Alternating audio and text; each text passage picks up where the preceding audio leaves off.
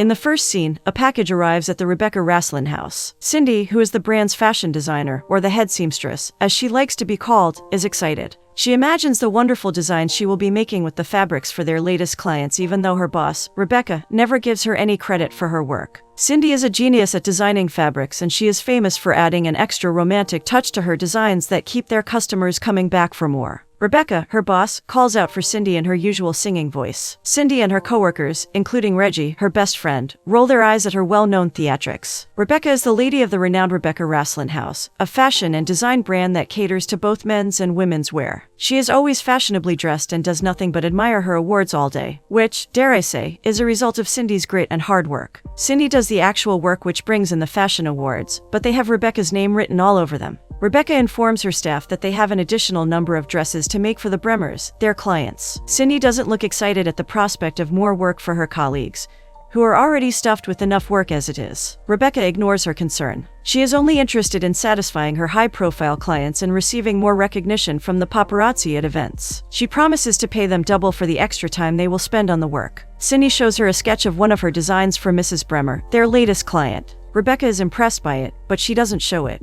Immediately, she receives a call from Mrs. Bremer. Cindy and her colleagues are surprised when Rebecca boasts to her about the wonderful dress she is designing for her. It's the exact same design Cindy just described to her, but she doesn't give credit to the originator of the idea. Cindy is unperturbed by it, seems she is used to Rebecca after all. Reggie is annoyed on his friend's behalf. He tries to advise Cindy to branch out on her own and perhaps fulfill her lifelong wish of owning her own design line, but Cindy prefers to bid her time. She believes that Rebecca will fulfill the promise she made to her about helping her start her own business. Reggie doesn't find it funny that Cindy trusts Rebecca so much, while she takes undue advantage of Cindy's creative designs. As if they don't have enough work as it is at the store, Rebecca snags another enormous deal with the Hamilton family. The Hamiltons are America's royalty, and for the year's charity ball, they will be hosting Prince Ronan, who's considered the world's most eligible bachelor. It promises to be an opulent affair, and it excites Rebecca that her store will be designing dresses for the Hamilton ladies and Prince Ronan's date to the ball. She considers it her opportunity to get more wealthy clients for her fashion house, or to gain access to the rarefied air, whatever that means for Rebecca. Cindy negotiates a raise for her workers. The new project requires all hands to be on deck as they have less than 2 weeks to have the dresses ready for the ball. Cindy's hopes of starting her brand with Rebecca's help anytime soon are dashed to the ground. It seems Rebecca has her thoughts fixed on designing a royal wedding for Prince Ronan. But we know who will be doing the designs: Cindy. Rebecca leaves to get her nails done for a meeting that she has with Gloria Hamilton. She leaves the store in Cindy's capable hands as usual. Reggie and her other workers are surprised she allows Rebecca to bully her into agreeing to take up the Hamilton work. She informs them that they will be getting a week's paid leave with a raised salary for their efforts. She turns on the radio, blasting some music as everyone starts working on different fabrics and designs. Prince Ronan enters their store, but they don't hear him over the sound of the music. Cindy mistakenly throws the fabric she's working on at him. She doesn't recognize him as she apologizes and goes to turn off the radio. After a clearer glance at him, she and her workers gasp when they recognize him. Cindy is surprised and doesn't know how to act in the presence of the prince. She splutters over her words as she finally sees her crush, Prince Ronan, who keeps showing up in the news. Prince Ronan is a fine young gentleman who's well-spoken and currently spends some time with his mother's friend, Gloria Hamilton, who is just like an aunt to him. He asks for Rebecca, but when he learns that she has gone out for a meeting with Gloria, he remembers that he is expected to also have lunch with them. He is quite perceptive as he notices that some of the sketches on the table have Rebecca's signature on them while the rest do not have any signatures. Cindy explains that the ones without signatures are the alterations she makes to the designs. He is surprised that she refers to herself as just head seamstress when it's obvious that her designs are more detailed than Rebecca's. Ronan stares at her interestedly as she babbles about the work she does. She gets a hold of herself and quietens down. Ronan is impressed with her work already. He decides to have her make him a suit, which he insists must be non-stuffy and also royal enough for the ball. Ever-loyal Cindy promises to pass on the information of his requests to Ms. Raslin, as if she wouldn't be the one making it. Ronan says goodbye to everyone. He insists that Cindy calls him simply Ronan. Cindy's workers make fun of her. They are surprised at the way Cindy stutters in the presence of the prince. She shares in their jokes as she shoos them out to go have lunch. Ronan returns and startles Cindy, who is alone in the store, and asks her out to lunch. His proposition catches her unawares. She is surprised that the prince asks a mere seamstress like her out, but Ronan insists on his request. To him, he sees it as being spontaneous, out of character, and impulsive. He doesn't get to ask people out to lunch. Well, world problems for the rich, I guess. Cindy reluctantly agrees, but it doesn't last for long as Cruella, aka Rebecca, returns from the salon. She is ecstatic when she finds Prince Ronan in her store. It's not every day that royals visit her store. She curtsies effusively while shaking hands with him, with her knees almost reaching the floor. When she learns that the prince has invited Cindy out to lunch, she laughs at the idea and claims that they have tons of work to do. She also reminds her of the no fraternizing policy with clients, which she maintains for her staff, excluding herself, of course. I mean, she is the queen of the Rebecca Rasslin castle. Ronan is forced to acquiesce. He gets Cindy to promise that they will meet when she comes for fittings at the Hamiltons' estate. Cindy casts a look at Rebecca to gauge her feelings before she promises him that she would be there. Rebecca escorts him out and faces Cindy. She queries her about what just happened in her store. The entire proposition amuses her. She warns Cindy not to get involved with Ronan romantically, as he already has a reputation among the ladies. But Cindy isn't perturbed, as she has no plans to have such lofty dreams, even though there was a connection between the two of them. Well, let's watch and see then. Reggie disagrees with Cindy. After all, his darling friend is talented and smart, and any man would be proud to be with her, royalty or not. Cindy arrives at the Hamilton estate to do a fitting for the ladies and Ronan, but it does not go without its own hassles. It takes some time before she is allowed entry through the front door. The sheer size and beauty of the home wow her as it rivals that of an influential grand palace. She gets to meet Gloria Hamilton, Ronan's pseudo-aunt, and her mother-in-law Virginia, an older quite brazen lady who says things as she sees them. She takes a liking to Cindy immediately and starts plans to set her up with a husband when she learns that she is single. Cindy sets up shop in a room. Ronan finds her and reminds her of his offer to have lunch with her. But he is unlucky. Cindy has already decided not to have any relations with him, to avoid getting fired by Rebecca. He argues with her that his mother, the queen, has given the Hamiltons carte blanche to treat him as their own, and so he faces the same fate as her. Ronan clearly has a sense of humor. A young elegant lady, Julia, disrupts their conversation. By appearance, it seems she favors Ronan by the way she sticks to his side. She has been chosen by Gloria to be Ronan's date to the ball, but Ronan doesn't seem too happy about it. Cindy concludes that Ronan is actually the rogue Ms. Rasslin warned her about. It annoys her that he asked her out to lunch when he already has a girlfriend. Ronan denies it. In his words, "She is not exactly my girlfriend." Cindy is incensed that he doesn't come clear to say Julia isn't his girlfriend. She concludes that since his parents see Julia as the sort of girl he should marry, then it automatically makes her his girlfriend. Gloria Hamilton doesn't appreciate the seeming intimacy between Ronan and Cindy. She ushers Cindy to another room when it becomes obvious that Ronan has no intentions of leaving Cindy's side. Ronan is insistent. He follows Cindy to the new room where she meets the ladies for the fitting, including Brooke, Gloria's daughter. She and Ronan are like cats and dogs, always arguing like siblings. Brooke gets worried that Ms. Maslin is not present to meet them physically to know what designs best fit their bodies before she makes any of the dresses. Ronan comes to Cindy's rescue. He tells Brooke that they are in good hands. Of course, he knows that Cindy is the one who makes dresses and not the so-called Ms. Maslin. Done with the ladies, it's time for Cindy to take Ronan's fittings. She is fiercely loyal to her boss, as she does well to remind Ronan that the designs are Rebecca Rasslin's, and not Cindy Cordelis. He apologizes to her for the confusion about Julia being his girlfriend. Asking her to lunch was him being spontaneous. Ronan shares with her that he doesn't get to make decisions for himself, being a prince and future king. He appears to be hapless about his fate, as he might become who he doesn't want to be, including making Julia his queen. Ronan tells her that being with the Hamiltons without the press hounding him and meeting her has been refreshing and has brought out the spontaneity in him. Cindy is pleased with his honesty. They share a special moment as they stare into each other's eyes before she continues to take his measurements, albeit in close contact with each other. At Ronan's insistence that Julia is not his girlfriend, Cindy asks him if Julia is aware that she isn't one. Cindy has strong feelings that Julia considers both of them as good as married already. They startle when Julia appears out of nowhere. From the look she gives them, it's obvious that she suspects that they have feelings for each other. She finds it weird that Ronan is making an extra tux for the ball when he has a trunk filled with the latest fashion. Ronan tells her that the ones he owns are all old-fashioned. Julia smiles awkwardly. Obviously, she doesn't believe him. As Cindy takes Virginia's measurements, she gets an invitation to attend their dinner party on Saturday. Cindy rejects it. She doesn't want to ruffle more feathers in the Hamilton home. But Virginia is a wily old lady. She insists on Cindy joining them, and when Ronan joins her to convince Cindy, Gloria and Brooke stare in surprise at what's happening right before their eyes. Gloria insists that only Ms. Rasslin should be invited. It's a dinner party for de creme de la creme, after all. Virginia suggests they invite both Cindy and Ms. Rasslin, since there will be enough food to feed the entire Philadelphia. Ronan smiles from his corner, obviously in support of the idea. Gloria grudgingly accepts when she finds out that she has been outnumbered, especially since it would be rude to deny Cindy an invitation when their guest, Ronan, wants her at the party. Cindy grins as she accepts their invitation. Reggie is happy that Cindy gets to attend Ronan's welcome party. He imagines a happy ending between the lovebirds, but Cindy clears him up on it. Julia is Ronan's girlfriend, and even though Ronan insists they are not in a relationship, Cindy doesn't fancy involving herself in their drama. She expects Ronan to make a decision about who he actually wants, Cindy or Julia. Alone in the store, Cindy picks out a beautiful silver dress with a thigh-high slit from the store's storage. She fits the dress against her body as she sashays around the store, imagining how beautiful it would look on her. Reggie walks in on her twirling in the dress. A startled Cindy fibs that she was only checking the flow and moves of the dress as she scampers to return the dress back to their storage. Ms. Raslin, in her usual fashion, prances into the store singing Cindy's name. She has received her invitation to the party and requires a dress fitting for a queen like her. Cindy runs to her rescue as she has an outfit in mind already for her. Cindy, much to Reggie's annoyance, seeks Rebecca's blessings to attend the party. Rebecca is chuffed at the idea of Cindy attending a party meant for the rich. Cindy explains to her that she only wants to attend to get to know the Hamilton crowd better. This will help when designing the perfect Rebecca Raslin dresses and tux for them.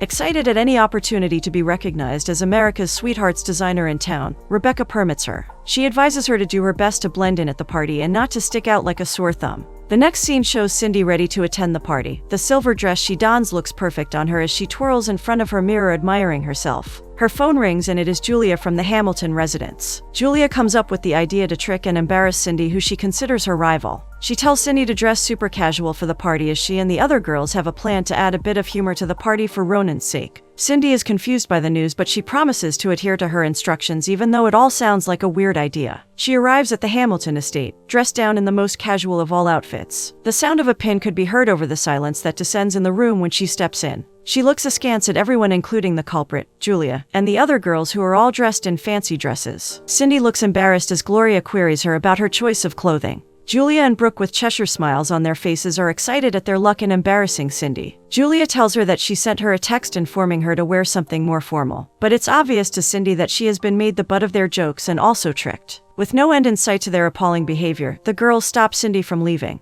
They convince her that she looks better than most people at the party, so going home to change wouldn't be useful. Cindy snags a drink from a passing waiter, ready to bury her head in shame. Ronan takes a second look when he notices the inscription on Cindy's shirt. He admits it looks bad, but he could have outdone her when it comes to donning inappropriate clothes. He is sure it's the ladies in his circle who put Cindy up to it, but Cindy doesn't give him any names. This endears him to Cindy more. He informs her that she is a threat to the others, and that is why they are all up in arms against her presence at the party. Cindy laughs over it as she doesn't believe him. Ms. Raslin arrives at the party with all pomp and pageantry. Gloria and her girls compliment her dress and the designs they think she made for their dresses. Ms. Raslin is excited, but she doesn't tell them that the designs are all Cindy's ideas. Virginia falls in love more with Cindy seeing her wear normal clothes. The young lady is a far cry from the women in the Hamilton circle, who can be pretentious. Ronan returns to the party room donning a rock and roll t-shirt with black pants, just to make Cindy feel more comfortable in her normal clothes. This doesn't go down well with Julia. It seems that her plan of embarrassing Cindy suddenly backfires on her. Ronan introduces his favorite Hamilton tradition,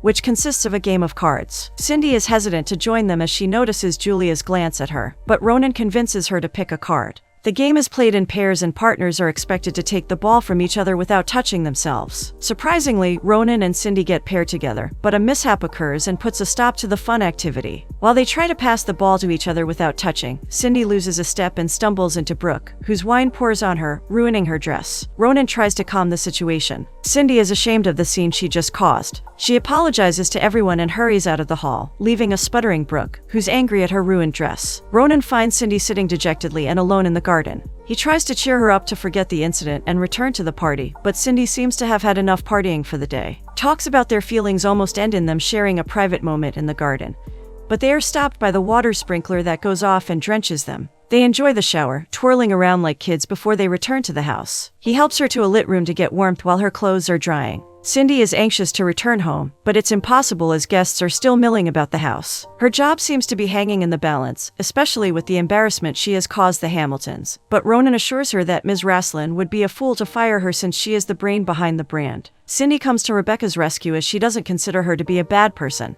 Rebecca brings to their brand more clients because she fits right into the high society world, which is something Cindy could never do. Ronan disagrees with her. Her world sounds more appealing to him compared to his with all the rules. Cindy notices that he always looks unhappy when he talks about being a prince. He confides in her that being a prince isn't always as simple as the press makes it out to be. His love for restoring antiques has been put on the back burner because he is the prince. He makes do with philanthropy. He leads a life filled with rules, but being with Cindy has encouraged him to be spontaneous, out of character, and be in the moment, like when he asked her out to lunch. Julia listens in on their conversation before she interrupts the lovebirds. Apparently, Ronan is needed at the party. He leaves the room after informing Cindy that Virginia expects her to spend the night in the Hamiltons' residence. The atmosphere is very tense as Julia stays back, ready to have a few words with Cindy. As cool as a cucumber, Julia calmly announces to Cindy that her van awaits her outside. Cindy understands perfectly that she is being asked to leave. She takes her coat from her and goes her way, but Julia stops her and advises her to steer clear of Ronan because his family would never accept her. It's an emotional moment for Cindy. Even though it's coming from Julia, she is aware that it is the truth. With tears in her eyes, she storms out but runs into Virginia, who tries to convince her to spend the night, but Cindy is adamant about leaving. Virginia is trying so hard to bring Cindy and Rohan together, but when she realizes that Cindy doesn't want to spend the night, the elderly woman devises a new plan immediately. She makes Cindy promise to return to the Hamiltons a day before the ball with their dresses for a fitting session. Back to a corner, Cindy reluctantly agrees to her request. They say their goodbyes and Cindy drives off. Rohan runs after her, but he is late and doesn't catch up to her. He is angry at Julia as he suspects her of saying something bad to Cindy. With a straight face, she informs him that she only told her the truth. Ronan abandons her outside and storms into the house. Julia is rueful of her awful behavior towards Cindy and Ronan. It's quite obvious that Ronan is besotted with Cindy and she doesn't stand a chance. She interrupts Ronan's work on a piece of furniture and offers him lemonade as a peace offering. Ronan appreciates her gesture. He tries to apologize to her for leading her on in any way, but she waves it off. The heart wants what it wants after all. She informs him that his father has made the decision to step down from the throne and give way for Ronan to become king. But Ronan is not ready to become king. He tries to share the news with Cindy, but she avoids his calls like she has been doing for some time. It's 2 days until the ball and Ms. Ralston is anxious to have the dresses ready right on time for the final fittings the next day, even though all she does is prance around the store while Cindy and her workers struggle to get everything ready. Cindy apologizes for the mess she caused at the party, but Ms. Ralston waves it over as water under the bridge. Her only concern is having the Hamilton crowd dressed in her designs, or rather Cindy's designs, but whatever. Oh, she mentions to Cindy to have a dress ready for her too as she will be attending the ball at the last minute. Cindy and her workers laugh over it. Cindy informs them that their paid leave starts the next day, and she doesn't expect any of them in the store. It's the final fitting day for the Hamiltons. Cindy arrives at their home with their Rebecca Raslin outfits. Preparations are in full gear as the Hamilton bunch is consulting with the caterer for the ball. Cindy's eyes meet with Ronan's sad ones. It's evident he doesn't look too happy with the chatter going around him. He goes after Cindy, who's setting up the clothes she brought with her. He asks her why she hasn't been taking his calls, but she claims that she has been busy. She makes it clear to him that they have no future together and she would like to concentrate on her work. Ronan looks pained at Cindy's brush-off. He asks for his tux and is stunned at the beauty of the piece Cindy hands over to him.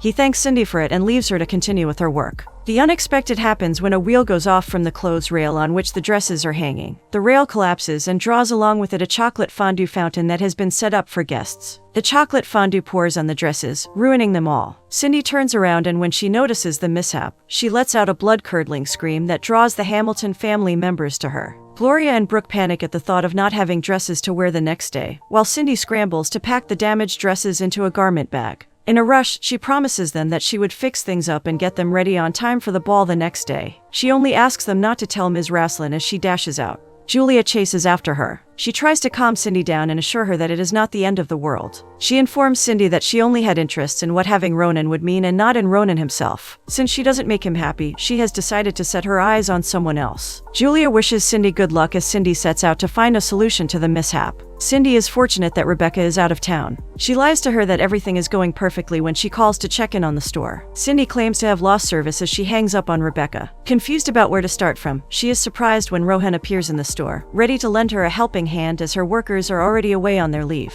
With new designs already made, and some leftover fabrics, Cindy sets up shop to make new dresses with Ronan, who has no idea of how to make clothes. Cindy is thrilled when Reggie comes into the store. Apparently, Rebecca called him in a panic and he had to come to see what was going on at the store. Cindy sets them all on what to do. They work in a frenzy, occasionally munching on some pizza as they work as if they are being chased till sundown. Finally, when the dresses are ready, they all fall into a deep sleep, with Cindy lying on Ronan's body. Ronan is woken by his phone ringing. It's Gloria calling and she is in a panic as both Cindy and Rebecca are not taking their calls. He promises to call her back. He wakes the rest up. Cindy checks her phone and sees lots of missed calls from Rebecca. She calls her back and assures her that the dresses are ready, and they are on their way to the estate. Rebecca looks shaken up at the prospect of disappointing the Hamiltons. Thank heavens for Cindy and her talent. Cindy thanks Reggie for his help and promises him another raise. She hugs Ronan and they rush out ready to dress the Hamilton ladies. Nerves are already frayed at the Hamiltons' residence, but the ladies are relieved when they receive their dresses from Cindy and Ronan.